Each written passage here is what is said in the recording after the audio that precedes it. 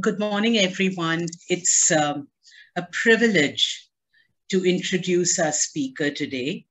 She's a good friend, an old friend, a dear friend, a brilliant friend, an eminent friend, a friend who was oversubscribed in 2021 because of Bangladesh's golden celebration of its independence, but who has kindly agreed to come and give us time.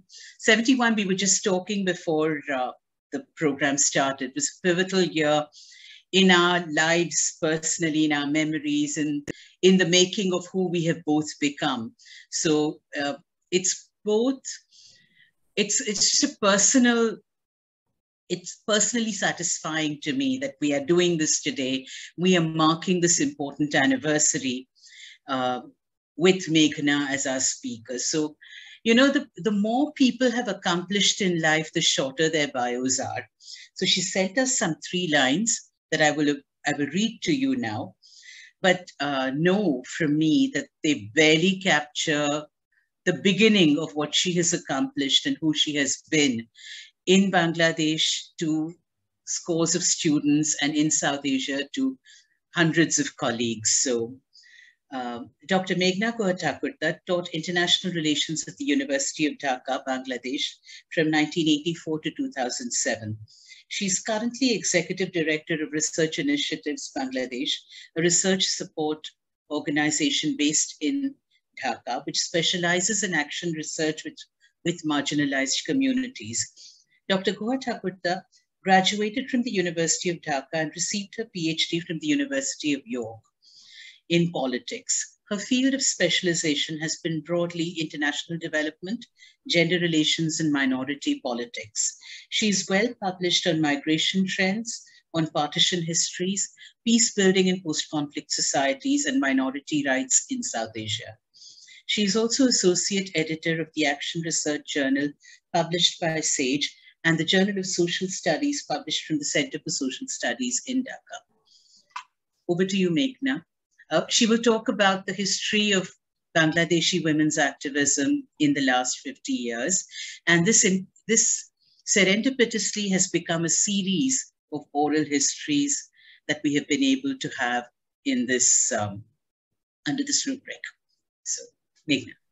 Okay, thank you so much, for inviting me, and of course for that warm introduction.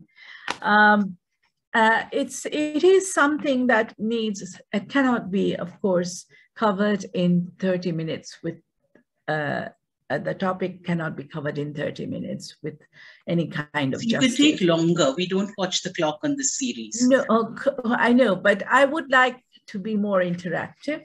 So because it is such a huge canvas that I'm taking on, I thought that I will just touch on certain things, but I will want to interact with others who would wish to know a little bit more about perhaps the field that they want to know about and which I'm not touching on. So, yeah, it will be more than 30 minutes, but you know, I can cater to other people, what they need to know and what they want to hear more specifically later on. So basically what I'm going to do is my involvement in the women's movement have been both personal as well as from the point of view of a scholar.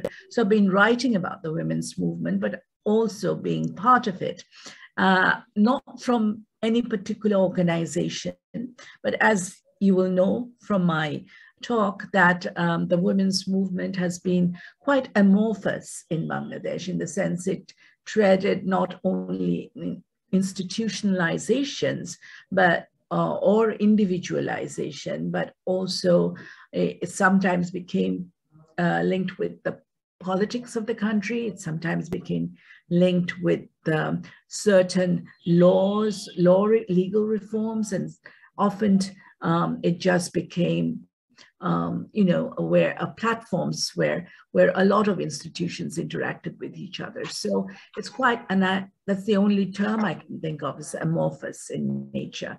And my involvement, therefore, also has been amorphous. So anyway, it's basically, you can't talk about 50 years of the women's movement in Bangladesh without talking of some of its legacies.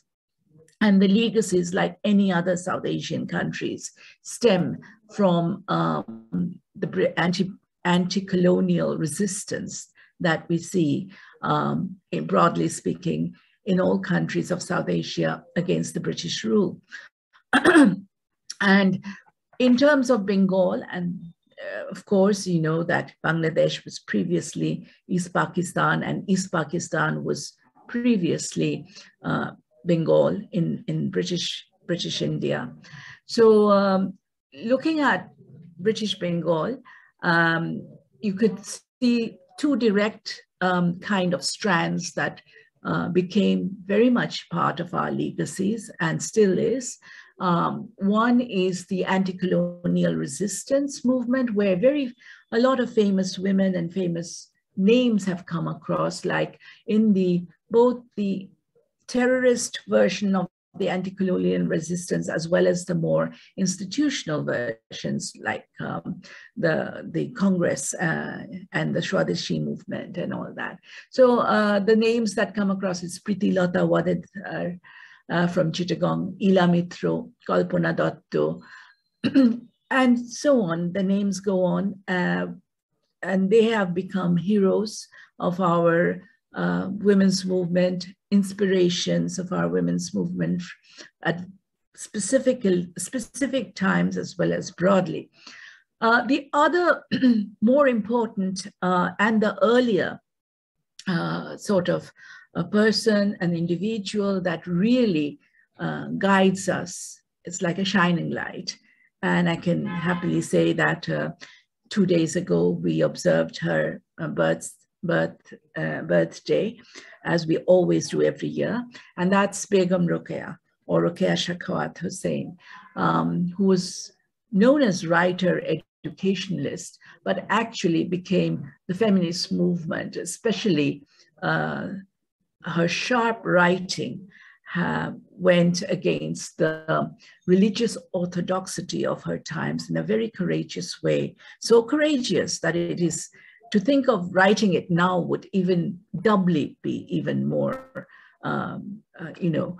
dangerous for any women in Bangladesh at this current time. Although purportedly we enjoy more freedom, we have more participation of women, but those things have not changed. And her writing is so sharp. She wrote also very seminal works in English as well. And she was totally self-educated, helped by her brother. And these are women who will always will be the torchbearers of the women's movement, whether we are Pakistan or whether we are Bangladesh or whether we are any other region in our country. They will always be the torchbearers of our women's movement. And then we come to the Pakistan period, where we look at institutionalization, both from a welfare perspective and from a resistance perspective. So some of the exemplaries of this, and I'll just touch on two institutions, not all of them, but Mohila Shomiti has been one of the earliest institutions of women's organizations. And they have legacies from Congress itself. There were famous women like Ashalata Sen, who was a Congress leader, was leading in the Swadeshi movement as well. So they were basically civil disobedience, and also basically they tried to take in the women from forming neighborhood committees.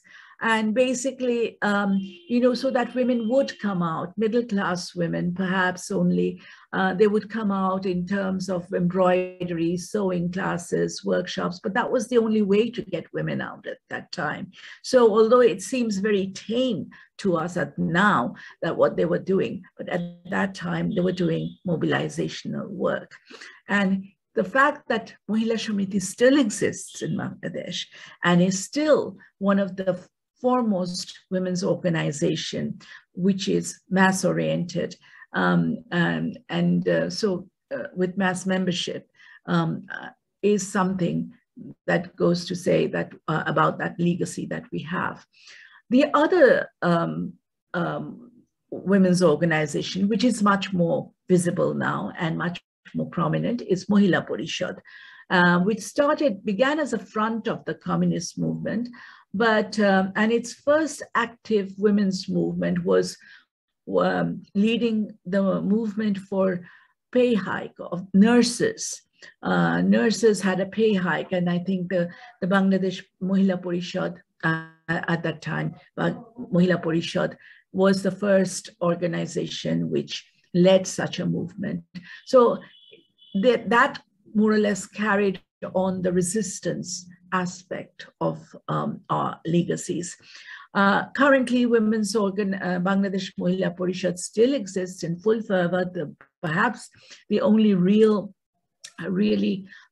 most numerous members in terms of a mass organization, carrying the membership of a mass organization from all aspects and all the regions and all the districts of Bangladesh. So it is still continuing, but perhaps the nature of its work has evolved over the years, not necessarily the kind of resistance that we're talking about, but definitely it is in the front of the women's, it is in the front line of the women's movement which exists in Bangladesh. So having talked about a little bit of the background, just sweeping over it, 50 years, of course, we have to go back to the very foundational aspects or the foundational grounds of our women's movement, means the liberation war of Bangladesh, which was basically a people's war at first, and then later joined in formally in a conventional war of a few weeks by India, leading to an Indo-Pakistan War of 71, with the Bangladesh Mukti Juddhas, or the freedom fighters, constituting its third component. For us, from the ground, the Mukti Juddha meant a liberation war from the ground itself. It involved, it was perhaps one of the most inclusive. When we talk about inclusivity now in the 21st century, inclusivity at that time in the 20th century, in the 70s, was basically everyone that we could think of. It involved the majority of the population that was in the terrain of what is now Bangladesh. It involved women and men. It involved different ethnic groups, not all of which was perhaps recognized at first, but that is what the movement is also about. And this is what I'll talk about. So the Liberation War actually contained components under rather a continuation of the anti-colonial resistance that we saw also both during British period as well as during the Pakistan, and often many people call the Pakistan colonial times in Bangladesh. So it was it involved the participation of women in the war as soldiers. It has health workers as support systems of the soldiers, which meant the guerrillas, in fact, which meant cooking for them or hiding their arms or carrying their arms across borders in a less susceptible way. Untold narratives that needed unearthing and needed to be reinscribed into the histories of the war by the women's movement. In fact, it was the first agenda of the Bangladesh women's movement, that women, the Liberation War was increasingly becoming his story, not her story. And that was the reason why these women had to be written about.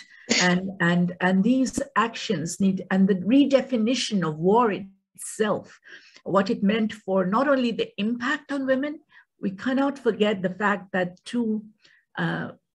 200,000 in the minimal estimate, women were raped during the war, and became what later on, trying to extol their status, became officially known as biranganas or war heroines, but in actual fact remained rather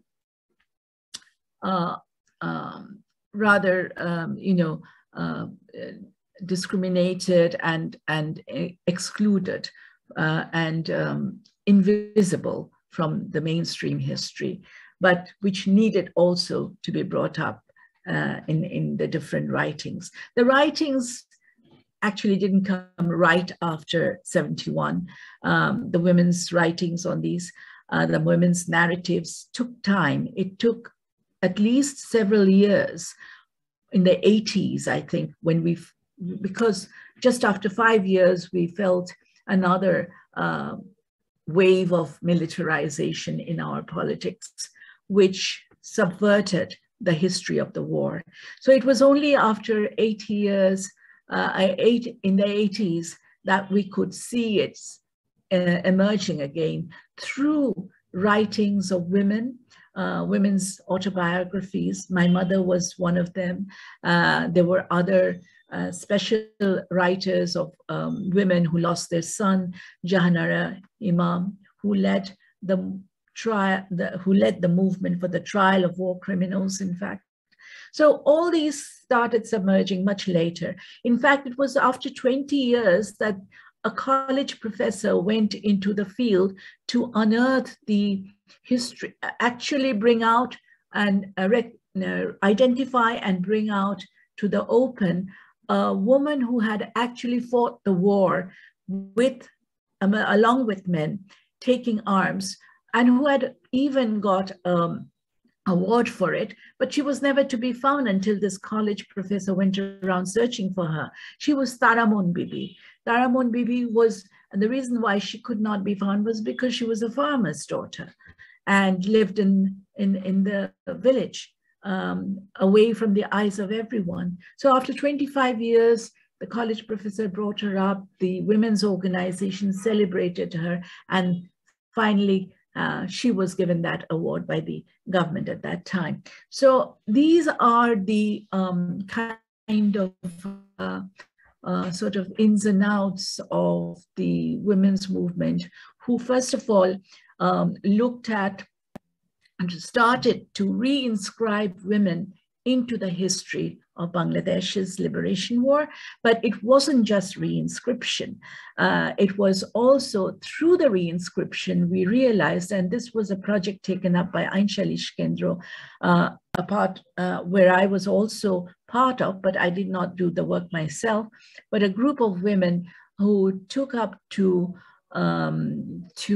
interview and give and write down the oral histories of women who had suffered during the war as widows or as raped victims, or as people who had daughters who had suffered, and also escaped escaped from Bangladesh away to other countries for refuge and shelter. And this was, in fact, symptomatic of raising the critical voices of women, criticality of the voices, criticality of the histories that they underwent. Because when women related their tales, they related also how they were discriminated not only by the Pakistan army or the Pakistani forces, but also by their own people and by their own society, their own community, their own families. Some of them who refused to accept them as raped victims, although officially they were known as war heroines, but they were not accepted by their own families. So these were the tales that the women had to say that raised this criticality and centralized it in the narrative of women. And that was very important. And it wasn't a dominant, it's still not a dominant narrative, but it is very much a prominent narrative, which has been accepted by a lot of the, by the ongoing, the evolving history of the times. Now, from that, but the liberation trend was not the only thing that characterized our early years of the women's movement. There was also another trend, and that was nation building. It was a new nation. It was a new nation state. And definitely, broadly speaking, it was a war-devastated nation. And it needed to be rebuilt. And of course, that was the official narrative of the times, to build your own nation and state. And it was this nation building trajectory, if I look at it in a broad way, not just the women's history, was very interesting, because a lot of people thought it will be a failed state. Henry Kissinger at that time, who was very much against the liberation war of Bangladesh for their own reasons, called it the basket case.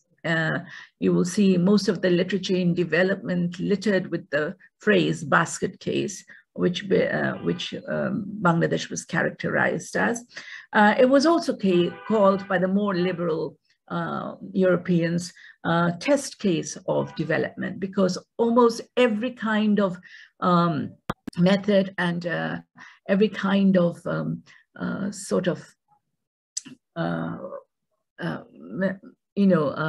trajectory and was characterized, it was tested out in Bangladesh. So the World Bank had its own, flavor of its times, its own policies, and that was tested out in Bangladesh. The Scandinavians had their own kind of development theory, and that was tested out during that time. So Bangladesh became also a test case of development. Where did women's development or feature in all this? And the interesting thing was that there was the official line, and there was also the civil society line. And the official line was basically, the official line in the 70s was about women's participation, because you would remember that the first decade of women was started in 1975, and was launched by the UN in 1975. So it became very much, women's participation became very much a buzzword in development at that time.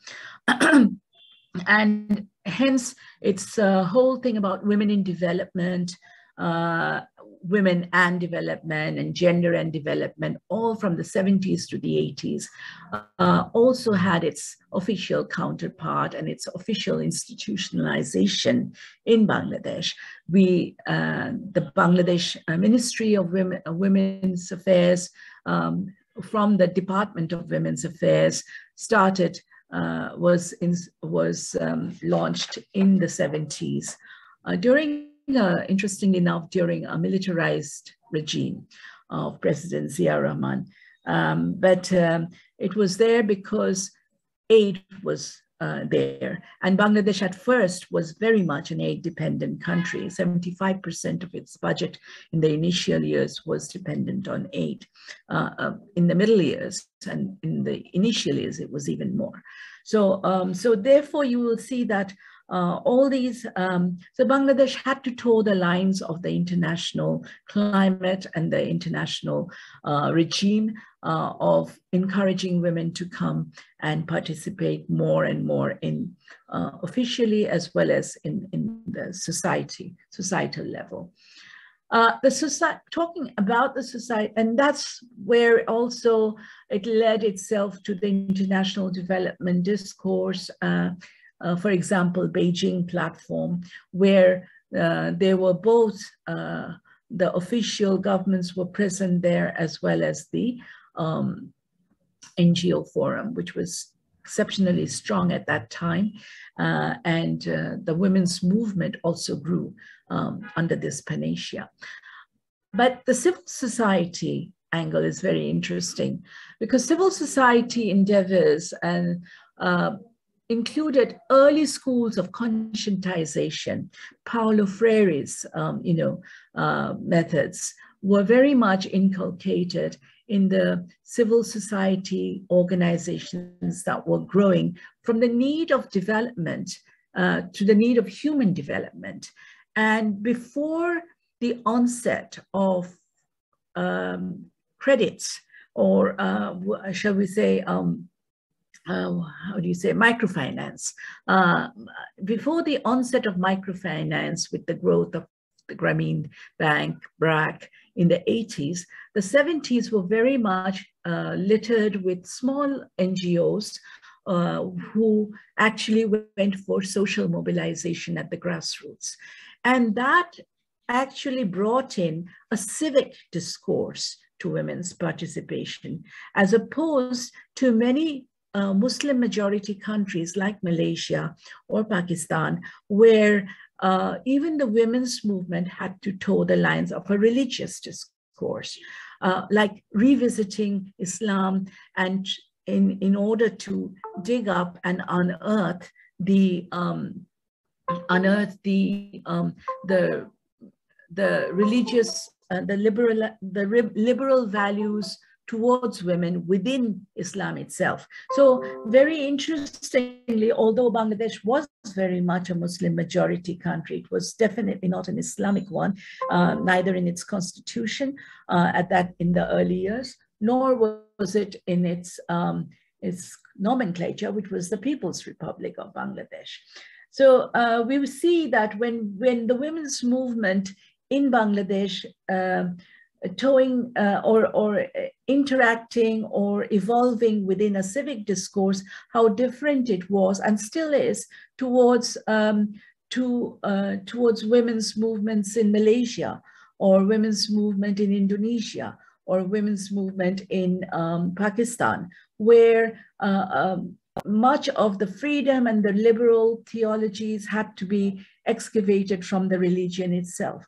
And that was something that led on to a debate within the women's movement later on, much later on, in the later 80s, when global Islam and the impact of global Islam brought in a large degree of Islamization, not only officially, but also in societal levels, that people within women's movement thought that maybe they made a mistake. Maybe they should have started revisiting the religious theologies as well within in the women's movement, so that the space would not, the space of the women's movement did not become, religion, which was also very societally ingrained,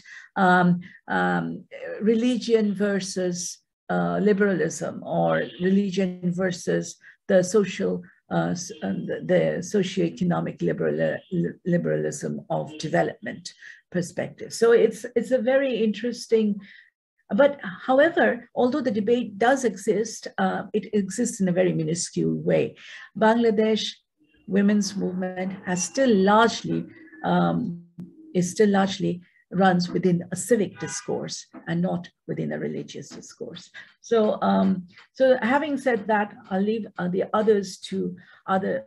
We can bring up this if you want in the question and answer sessions, but just I can't talk about everything. Looking at the agenda of the women's movement, I can't talk about all the issues that the Bangladesh women's movement have taken up in its course of time, but I will talk about two very important ones, and these are the violence against women, and B, sexuality.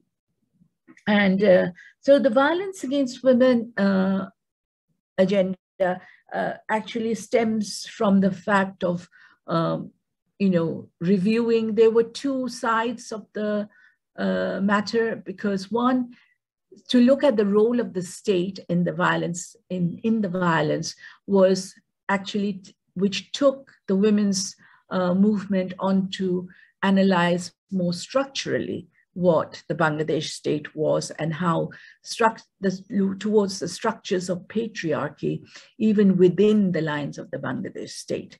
And that meant looking at its own constitution, where it did not give, where it, as a new state, it could have opened up the avenues of women in terms of looking at equality, in terms of inheritance, but it did not. The personal remained the personal in the constitution, where they said that women are equal to men only in public spheres.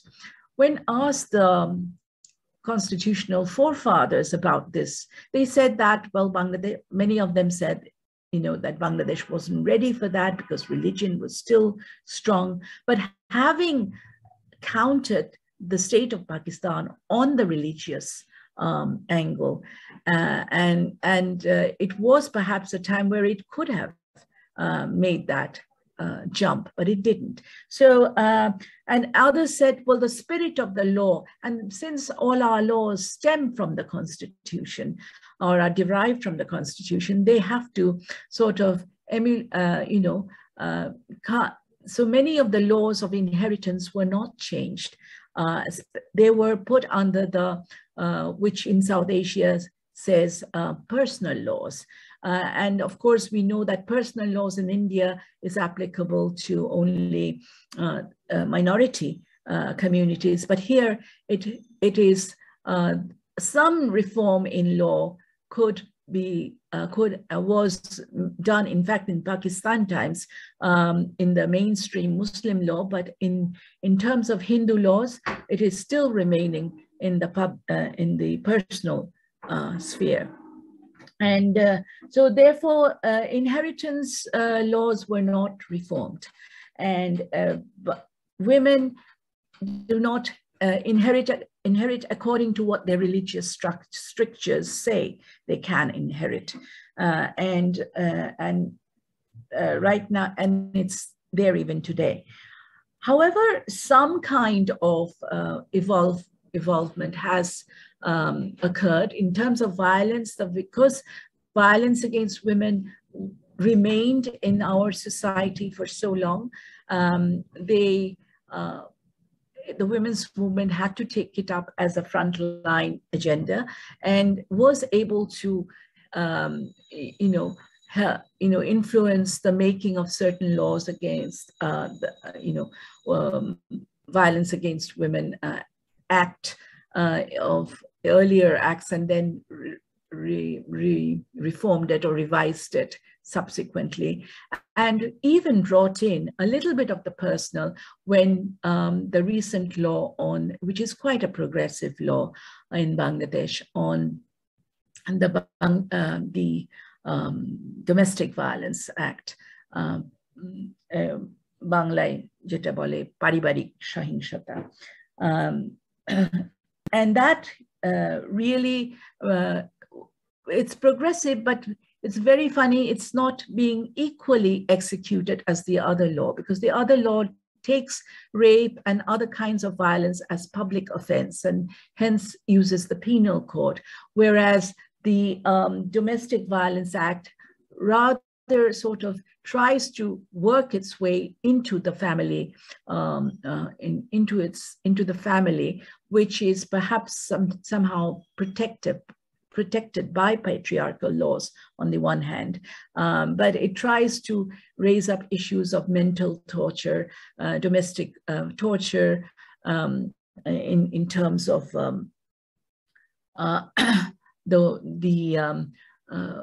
of marital rape, even issues like marital rape.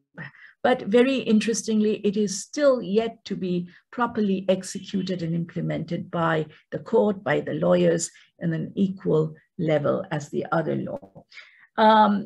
Let me just not talk about early marriages. That will take me on to a different field, but we will come back perhaps in the discussion about it. Sexuality is both in terms of a development discourse as well as a resistance discourse. In the development discourse, sexuality came up mostly in when issues of sex workers and the sex workers movement came in. So with the modernization of the state, and the modernization means developing urban development, and the getting rid of the brothels evicted a lot of sex workers. And in the 80s also, and the early 90s, and hence a lot of women's organization also started helping sex workers. And it also became issue to be taken up by development organizations like CARE and international organizations as well as national ones. So sex workers, their movement became a developmental feature in Bangladesh, and many women's organizations took it as such, but other women's organizations took it more as a feminist perspective on sexuality. I remember I myself was part of a loosely formed movement, you could say, broadly left, where we tried to make the sex workers issue a political issue to be taken up by political parties. And that was a big challenge, because when we entered the party offices with words like sex, or in Bangla, Jaunata, it was totally refuted, because of course our party members, being mostly male, were also resisting the use of such words as being indecent and the usual things that you do face in the women's movement. So these were issues that were very interesting, but again, it was kind of gentrified by NGOs and development organizations taking it up as a development agenda rather than as a feminist agenda or as a political agenda even. A lot of our issues that the women's movement faces are like that. And finally, the one about transgenders, how to move from, has Bangladesh actually moved from, has moved the sexuality question onto transsexuality? It has and it has not. It has recognized officially hijras, which are transgenders or transsexuals, you could say, but only a one particular type of transsexuals. And its progressiveness only pertains to the fact that when you apply for a passport, you can apply, you can say you are male, female, or others. What others, it does not specify. But apart from that, the sexuality, involvement of sexuality in the women's question has brought up transgendered movement in a big way. And some transgendered organizations have developed quite a bit and brought in it in an official way, although they do have the LGBTQ movement is not accepted, definitely. It still exists as criminalized in the laws of Bangladesh. And I don't see any women's organization, except for a few, one or two organizations working on that, along with the transgendered movement. So this is something that is definitely in the field, something to be taken up in the front line of the future.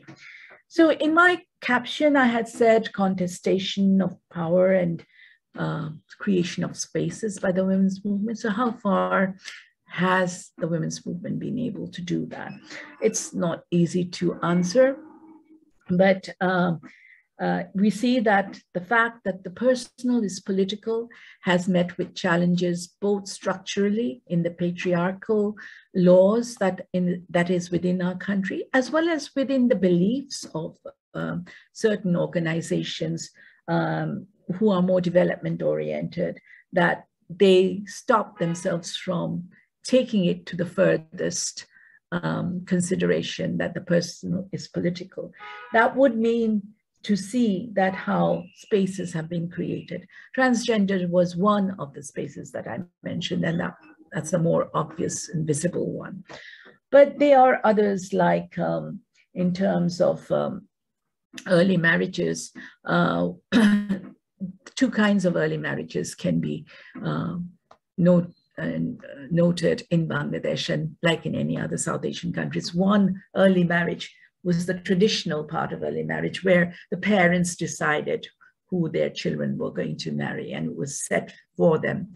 So, and from a very early childhood, that still exists in a broad way, in a quite in a significant way in the rural part of our countries. And personally, I did a research with Hindu marriage laws and Hindu communities, and it's quite prominent.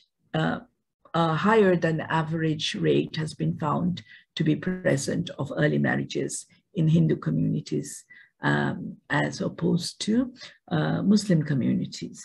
So, so apart from that kind of early marriage, there is this new development of youngsters, underaged girls and boys meeting each other, and by virtue, and everyone says it's by virtue of the mobile and the cell phone era that they have been able to communicate with each other outside their family restrictions. And so they are taking off and eloping. But there is no concept of elopement in our laws. So there is no concept of, except the only concept is underage marriage, which is criminalized. And it is criminalized by our the family ordinance of the Nari Shishu Ain, which is the Women Child Act, which actually calls it abduction or kidnapping. So not under the penal code, but kidnapping under this particular family ordinance. And what happens is the girl and the boy might consent to go out and get married, and then the parents have the right to bring them back, get the police, the law enforcing agencies to get them back, and the girl is taken back into family custody and possibly married again off to someone of their choice, or eternally bound within family codes of behavior. And the boy is taken to jail for several months before he's released again. So very interestingly, there is no other way of looking at these newer aspects which we are facing in our society. And it is not, you cannot only blame technology, with many school headmasters, which I have interviewed, still do that, ban the mobiles from the schools and all that. But it cannot easily be taken into,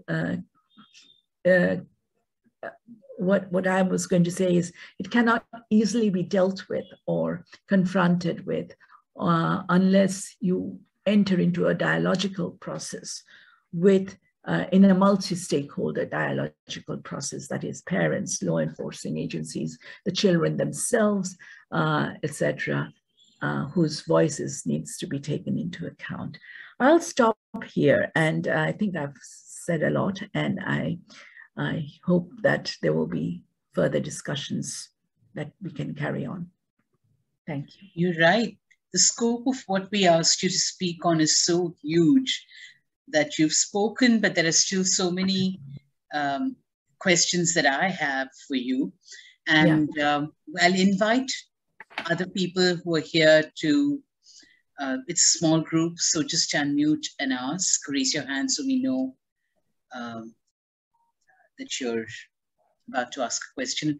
I will start this off, Meghna, by asking you about two things sort of literally on the borders, that from the point of view of the women's movement, I'm not going to ask you about CHT from our usual point of view, but from the point of view of mobilization of women, Chakma women and so on, and also the women's movement's response to the new Rohingya,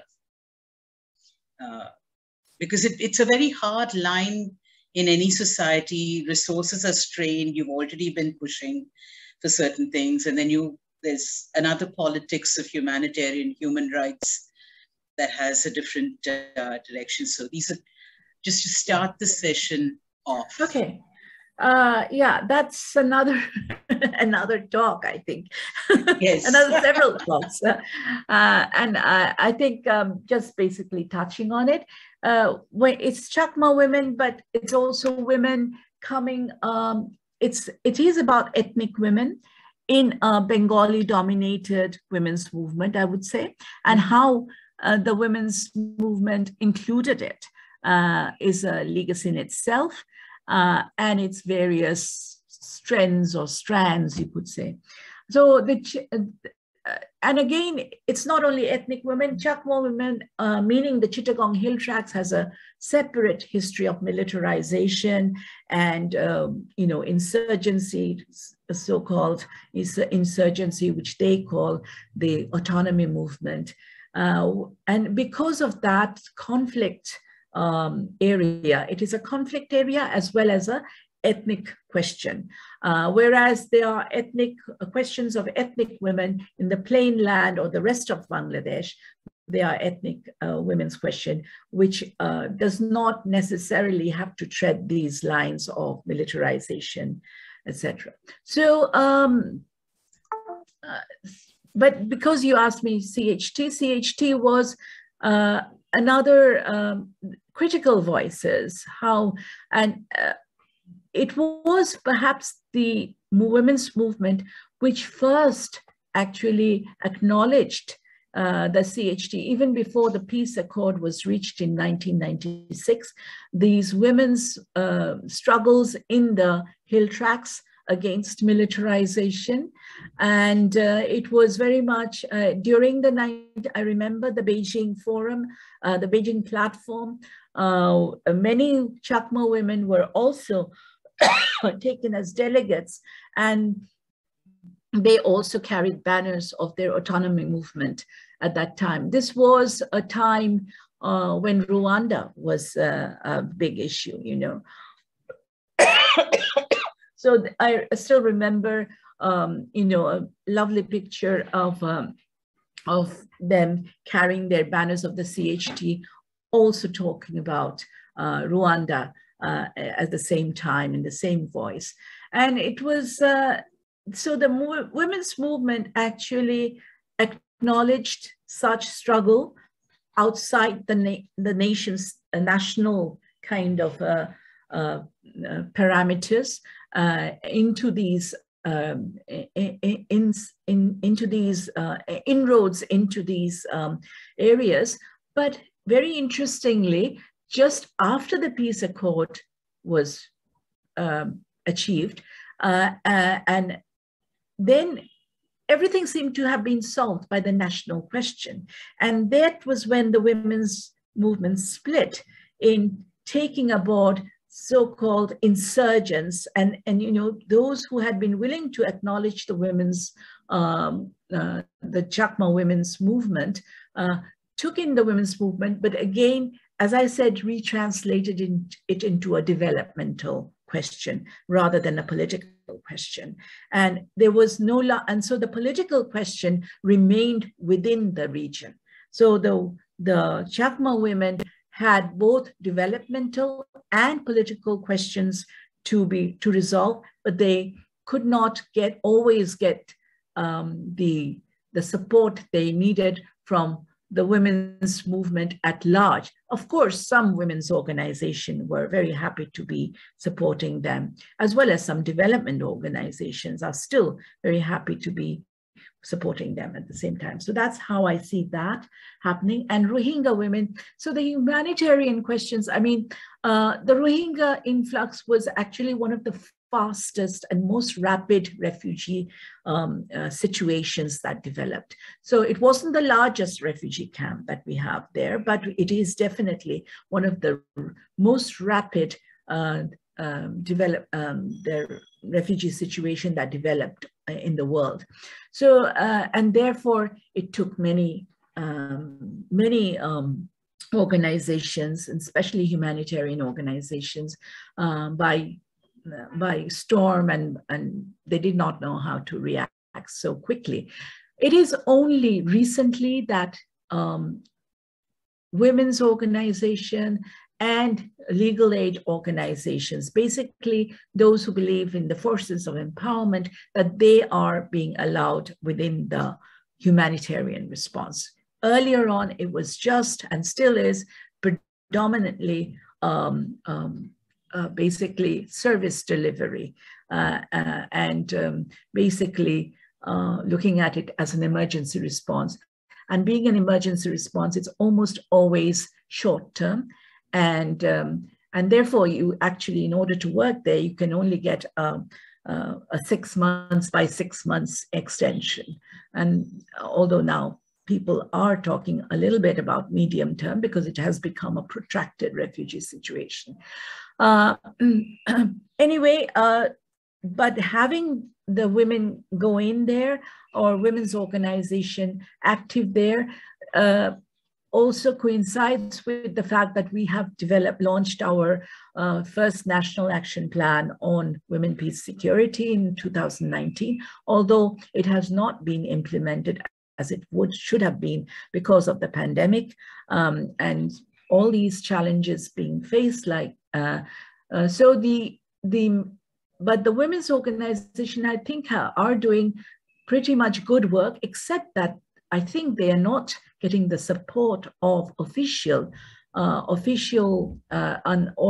they're getting the support of multilateral organizations like the UN and the NGOs and the INGOs. But there is the official line is still not a very happy line, I would say, to encourage any kind of empowerment, men, women, any children, anyone.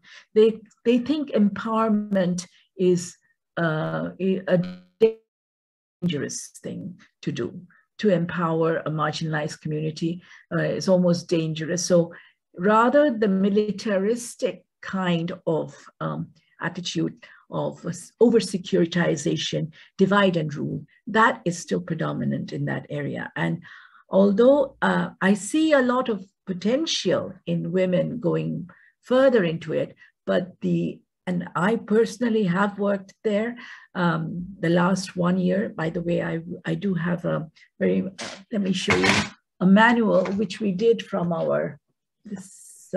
if you can see, it's called Contextualizing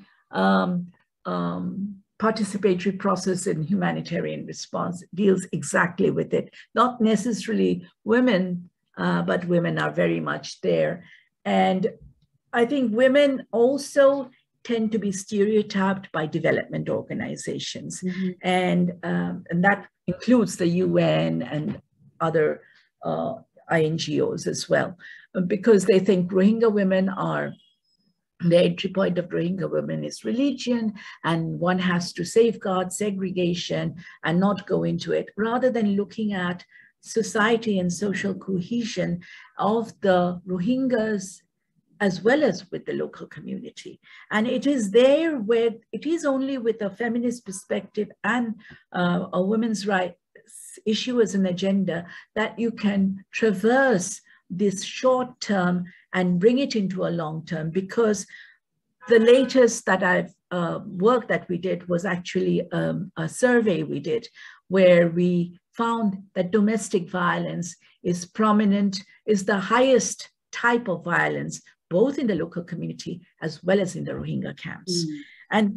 And in a situation where many women are not willing to talk about it, even then it has become the highest incidence. So that tells you a lot about the kind of work that needs to be done has to traverse the lines of family, community, as well as justice mechanisms which traverse all these three terrains, and a lot to be said about that. The work is still ongoing, so I hope that one of these days I can tell you a little bit more about it. We have two, Asha Hans, who's logged in on my link, and so is logged in as me, and Shakti both have questions. So Shakti, Asha says she'll come in when you're done. So will you go first? unmute and speak. Yeah, sure. Thanks a lot for that very interesting talk, Professor Guhathakurta. I was just wondering if you could, please say a bit more about how the feminist movement in Bangladesh has had cross-border interactions, not just with the movement in India, but, more broadly across the South Asian region, and perhaps not just in terms of solidarities, but even in terms of maybe differences that have arisen between these movements, over the last few decades. That I would be grateful if you could say something about that. Okay, thank you. Shall I take the other question also and then go on to the answers? Asha, do you want to come in? Yeah, I will. Sorry. Hi, Meghna. Long time. Hello. Hi, Asha ji. Nice to see you. Yeah, I had a number of questions, but I think I'll restrain initially to a couple of them. One is, I came in a little late, but one of the things in South Asia, what you talked about is that the NGOs, that there is a lot of huge amount of NGOs and NGOs working. In Nepal, it doesn't seem to have affected the women's movement. In India, it seems to have affected it radically. Because one of the things is that if you are an NGO, you do not, it restricts your space to do what movements do, to take up issues, advocacy. Advocacy has become a very bad term in terms of countries like India. Then secondly is that, do you think it's in Bangladesh, is it narrowing the scope? And just now, Shati asked about the South Asian movement. I will restrict it to West Bengal. How is the feminist movement in Bangladesh in linkage with, because even in West Bengal, the movement is very strong. And a lot of it has to do with the left, with parties which have, sort of nurtured the feminist movement. And at least these two, then maybe later. And actually, Asha, you missed it, but Meghna began by talking about legacies of undivided Bengal and, the Pakistan period. So that ties in really well. I wanted to know now. Okay. Yes. Yeah, I understand, because I did also talk about it in a broad spectrum of history and not necessarily talking about current organizations. Yeah, the first, let me talk about Shakti's question, the cross-border, and also taking up Ashaji's question as well.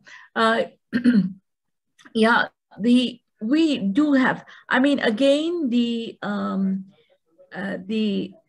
cross-border relations are strong, and not only with India, with Nepal, as well as with Pakistan. It's not as strong, but definitely there are some organizations, women's organization in Pakistan, which have continuously kept in touch with what's happening with the women's organization in Bangladesh. But more in the eastern borders, I think it's very strong and again, I think a lot of these organizations are meeting each other on developmental or NGO fronts. And that's not necessarily a bad thing, but and politically also they are more narrowed in the sense of there are various kinds of politics. Of course, the left will be in touch with the left on the other side of the border, and right also has very strong links across borders. So, and also the fact that the more socio-liberal kind of organizations have their own links in terms of parties. But I think the women's movement, as we say, have had strong links, especially in terms of the most important platform, you could say, at least in South Asia, has been Sangat, which has been, many people have gone into doing, making sangat, but we know that Kamla Bhasin has been a very, leading figure in all this. So you could say that, and it's South Asian in all sense. So Sangat has had a strong impact also in Bangladesh. It's an ongoing impact, and where workshops are held, and they also have special workshops with West Bengal, and so they call it the two Bengals workshops, feminist workshops for younger generations of feminists and women's rights activists, and it is done solely in the Bangla language.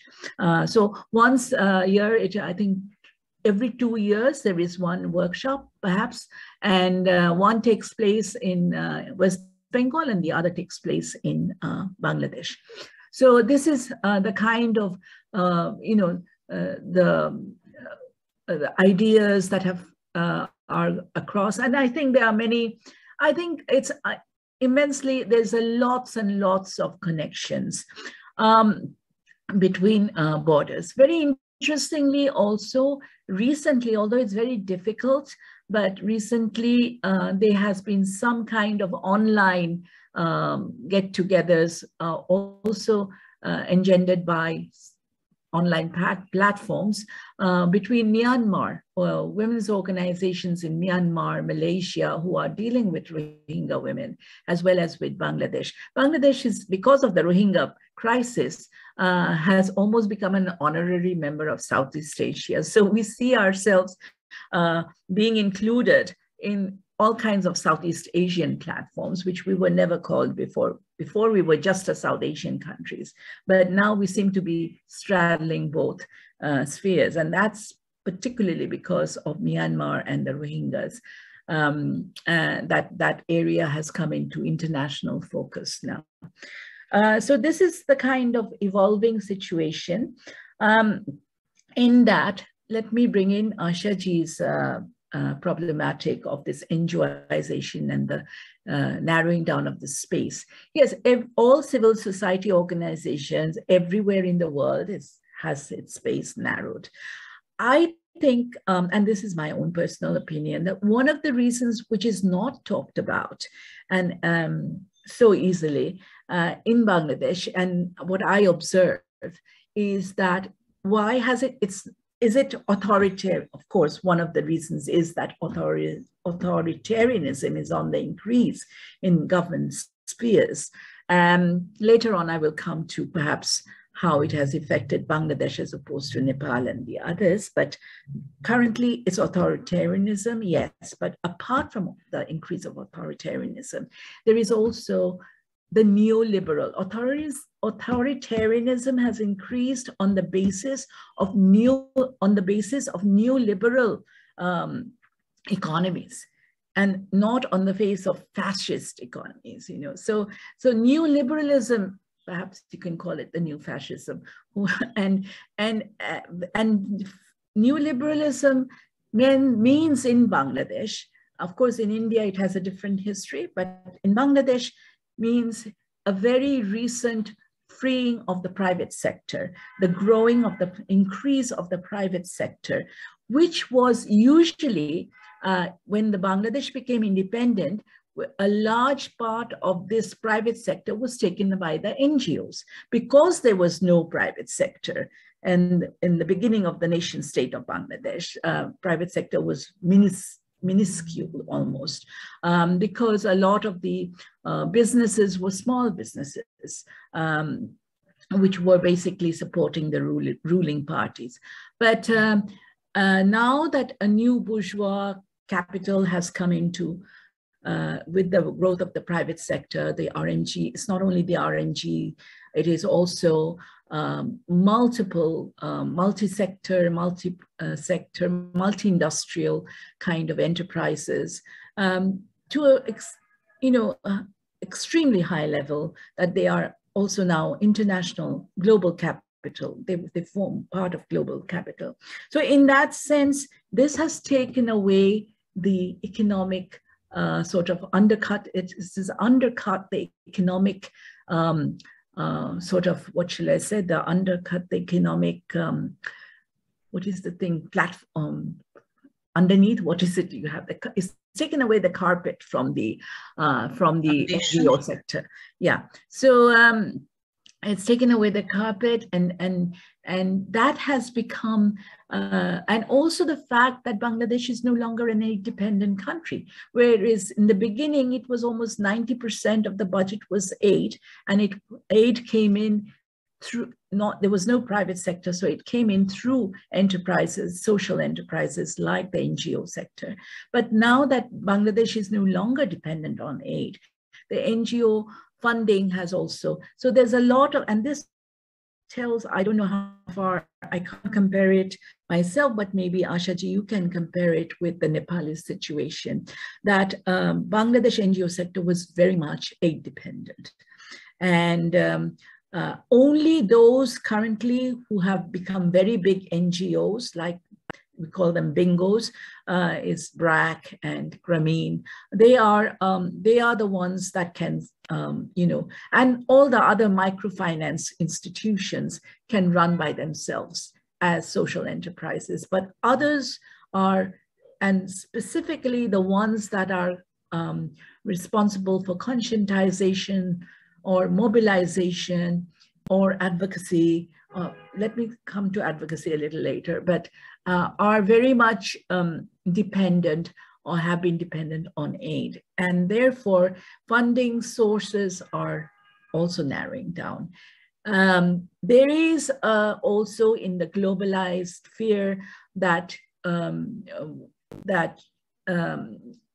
Western powers or European powers, or they have become very much, you know, subservient to their private sector and the private sector enterprises. They look upon Bangladesh as the new miracle of South Asia, or something, or the seat of global capital, where global capital has a soft landing, and therefore are subserving that interest, and hence going and do not tend to contest the public policies, although in pen and paper they may do so, but in actual policy they do not tend to subserve that.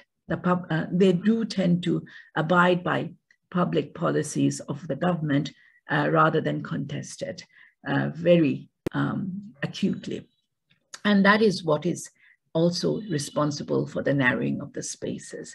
In terms of advocacy, advocacy is not a bad word here. Advocacy is actually preferred by UN agencies, who thinks that NGOs should not be doing community work anymore, because when NGOs started doing community work, they were almost replacing the state, which could not be present everywhere. But now the state is present everywhere. It has a long, and the capital, the international capital has encouraged that also. And so therefore, this is the kind of advocacy that people in the UN thinks that, yes, NGOs should be doing advocacy. And those advocacies are rather tame. They're not the advocacies like, you know, picketing or standing in line or shouting. Rather, they have tamed it down to having meetings across tables with the state, with local authorities, and they will give excellent eloquent speeches, and then couched in threats to the NGOs that if you don't behave like this, you'll be doing this. There are also rather certain laws that are restricting NGOs as well. So I don't know, and that has affected women's movement as well, to the extent that the organizations, some of the organizations have been dependent on all these dynamics and needs to reinvent itself. But very interestingly, the community has been cut off from it. And very few and the women's movement in going into more advocacy, what should I say, advocacy mode, has stopped themselves from becoming a community mode. And that is where the gap is in transition of these organizations. I'll stop here. I don't know if I've answered any questions, but rather complicated the picture. Sorry. I'll come back to that when there is a little bit more space. Let the others ask. There's a question from Mariam. Can you comment on the role Jamaats have historically played against secular NGOs that work with women, and whether this has changed in contemporary times? Well, yes, of course, Jamaat has played a big role. I tried to include that a little bit on the discourse, the civic discourse vis-a-vis the religious discourse I was talking about. But now the Jamaat-e Islami leaders have all been hanged because of their war crimes. So Jamaat is not in, it's not to say that it's not there, it's very much there, but as a party, it has a very subdued voice, in fact, no voice at all. However, people are fearing that they are taking on a new strategy of infiltration. So rather than a party voice, they now have infiltrated maybe existing parties of all hues, and bringing forth these their issues into textbooks, and how to portray women in textbooks, how to portray women in media. So they are coming about, and they have not stopped, but their current voice is rather subdued and not so much out in the open. And therefore, women's movement are having to take those Jamaati issues as such in their confronting Jamaati issues, rather not the party itself. Okay. War Crimes Tribunal too. Okay. You want to talk about war crimes? Abortion, yeah, but then before that, Akriti has a question. Oh, yeah. Can you share your perspective about the abortion discourse and its advocacy in Bangladesh? Yeah, the abortion discourse has always been rather liberal compared to even Western societies because of the war. Because we had a war and women had to be aborted, those who voluntarily asked for abortion. So we had to our very first government had to revisit the existing laws and make abortion available to women, at least those affected, being victims of the war. However, even Bangladesh being a population of a heavily populated country, population control or family planning has been big on the agenda from the Pakistan period onwards. And and it's very interesting that even during the Pakistan period, not abortion laws as such, but what they call menstrual regulation. That means women who do not, with the consent of their husbands, can go to any clinic and ask for menstrual regulation, which is basically abortion at the very early stages of the pregnancy. And I think recently also the fact of consent from the husband has also been done away with or been reformed in a way.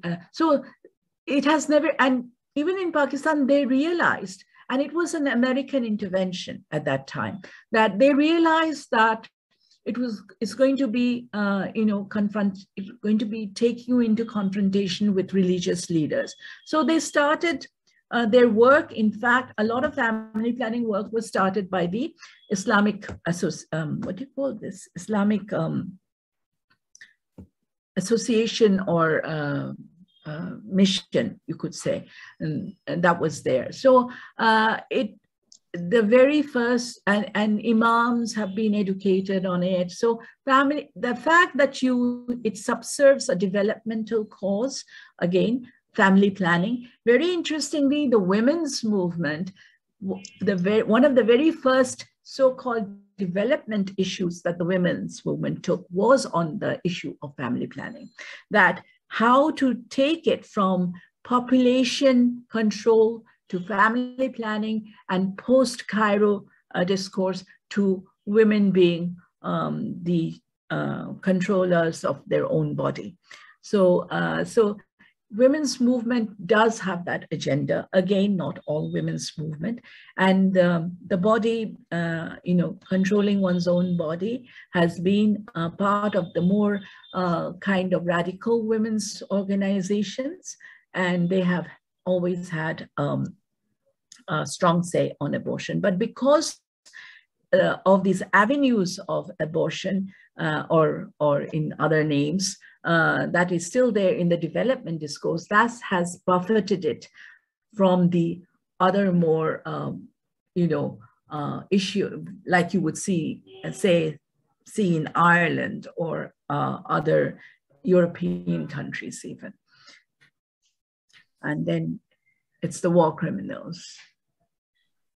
You're now inundated by questions. So Shakti's question, could you please elaborate on the leadership dynamics of the movement in Bangladesh today? Who is at the forefront of the movement, and what is the role of young people within its structures? By extension, what role do you see being played by new media, and especially social media? Shweta Sharma asks, how safe is Bangladesh for women? Okay. Akriti adds on, but then is it a rights-based approach? Because the government's main objective is not meeting the strategic gender needs of women. Asha adds on to my question, was there any response of the Pakistani women's movement apologizing for war crimes? Okay.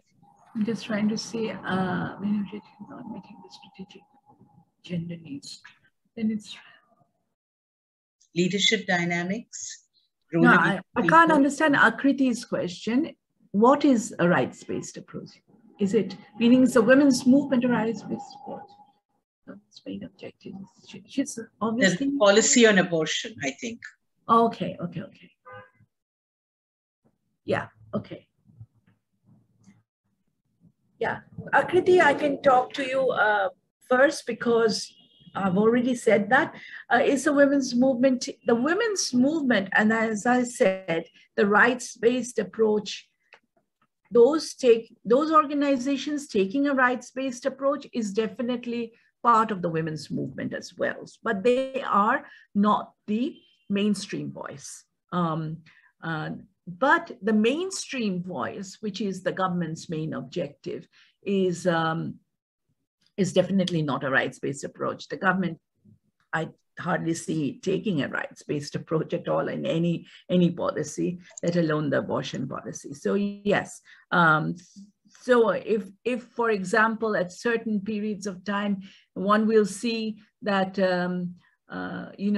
Bangladesh, that in Bangladesh, the population has come down so much that it doesn't need to be a threat to development. I'm sure they'll change their laws on abortion or their attitude on abortion. So basically, it is not only the national government also, but it also has to do with how international regimes also play a part in all this, in these kind of policy reforms that they advocate at the same time. That whether the Bangladesh being a populated country, whether it will overflow and take over all the, or even India, parts of India or parts of Myanmar, etc.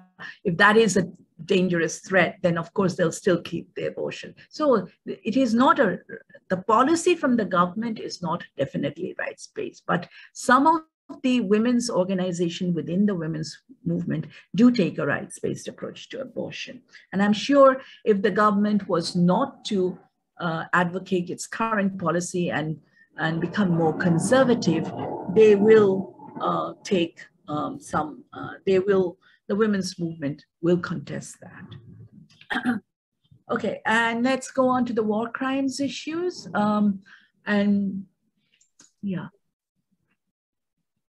And then I'll go to leadership.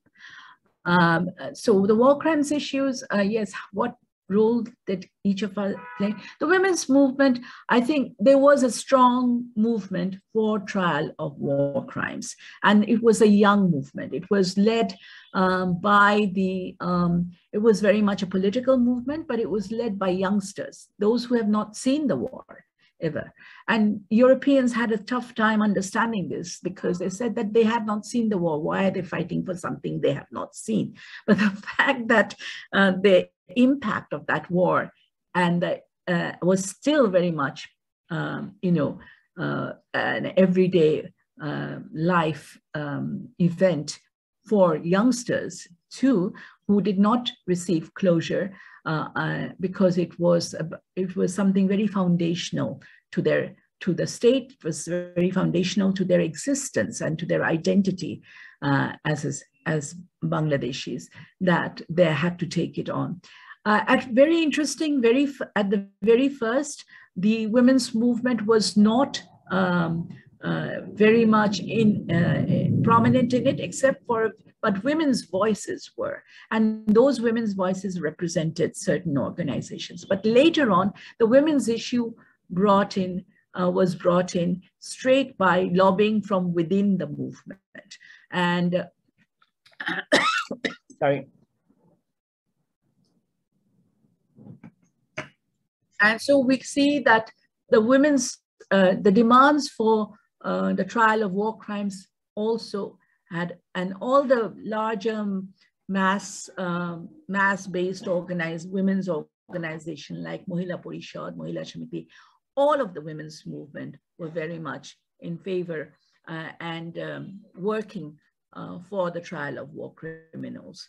In 2013, you know, you've heard of the Shahbag movement, the spontaneous movement, which came out on the street, the Occupy Shahbag movement. The women's movement were there from first to last. What it failed to do was, when the trials did take place, only one rape crime was punished, and that too, it was rape leading to murder. But the rape, it did not succeed in bringing rape as a particular, you know, issue to try in the war crimes trial. Although the war crimes trial has left open, it was very politically, once the political leaders were, the leadership got rid of the main issues of their trial, the issues of their war crimes agenda. The rape issue was still left hanging, and it still is. So this is something that, and since no one's raising any voices, and mind you, the opposition to raising voices against further war crimes trial is not only the government one. It stems very much from international sort of governments and regimes. They say, why carry this on further? And rather they want peace and stability to reign so that business can go on as usual, and they do really mean business. So, so this is the kind of thing that pervades right now. And as for the Pakistan women's movement, I have not come across, they have given some statements on and off, but not particularly related to the war crimes trial. So I don't know of any, but generally we see that they think that, you know, some women's movement have come across and said, or women's voices have come across and said that they agree to the trial of war criminals, but nothing further than that. What was the leadership question? Yeah, who leads? Very difficult to say. As I said in my talk, I define it as a very amorphous movement. And so amorphous means there is basically no permanent leadership. In terms of numbers, yes, you have some mainstream women's organization like like the Mahila Parishad, as I said. So if you want to feature in numbers, if you have an issue which features in numbers, which needs to feature,